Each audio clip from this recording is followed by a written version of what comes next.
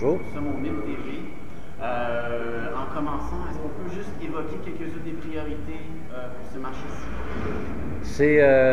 La priorité des priorités, c'est évidemment la vente de nos émissions qui sont destinées au marché international. Donc, on est ici avant tout pour vendre des produits. On en a 4 ou 5 ou 6 séries qui sont disponibles pour plusieurs marchés. Alors, ça, c'est le premier objectif du marché. Le deuxième, c'est de voir l'air du temps, c'est-à-dire qu'est-ce qui est dans les courants à la mode par les temps qui courent dans le domaine de la télévision.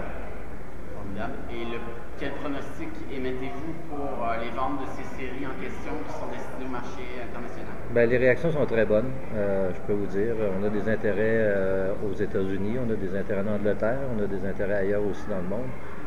Eh bien, à partir du moment où on a des intérêts en Angleterre et aux États-Unis, on a déjà une grande réussite en perspective. Formidable. Est-ce qu'on peut juste revenir sur les titres, tous les titres qui sont en jeu? Oui, il y a une série qui est inédite encore qui va s'appeler Bomb Hunters. C'est des chasseurs de bombes, des gens qui au Canada ont comme expertise de retrouver les bombes qui servaient aux exercices militaires dans les années avant et pendant la dernière guerre 39-45.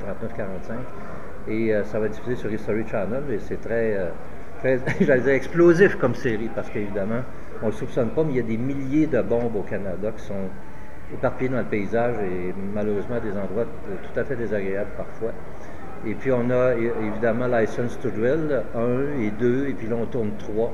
Ça c'est l'exploration gazière dans le Grand Nord du Canada, c'est à Discovery Canada présentement, depuis déjà 2 ans et puis bientôt 3 ans.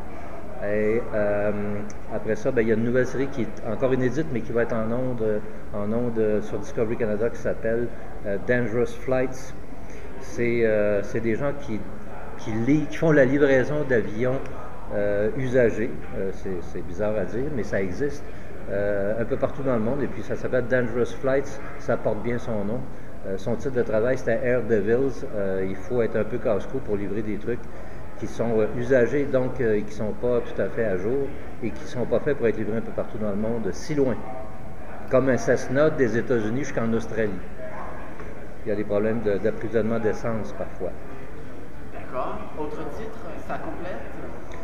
On a nos autres titres aussi en circulation qui sont Trashopolis, par exemple, qui sont les grandes capitales du monde dont on évoque l'histoire à travers la gestion des déchets.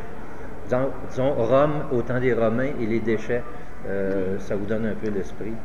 Et puis, voilà, ça vous donne l'essentiel du portefeuille ou les plus importants titres, disons. Qu'est-ce qui fait un MIP réussi? Vous en avez fait plusieurs. Qu'est-ce qui fait un MIP réussi? Quand on revient avec quelques idées, parce qu'ici, évidemment, il y a un foisonnement, puis il y a des centaines, sinon des milliers d'idées et de projets en circulation. Si on revient chez nous et puis qu'on a découvert une idée ou deux qu'on ne soupçonnait pas ou qui nous apparaissent pertinentes par rapport au marché canadien, c'est un grand MIP. Ça, c'est du côté de l'observation puis le côté producteur de Pixcom. Puis évidemment, un MIP réussi, c'est aussi un MIP où on vend un peu plus nos séries.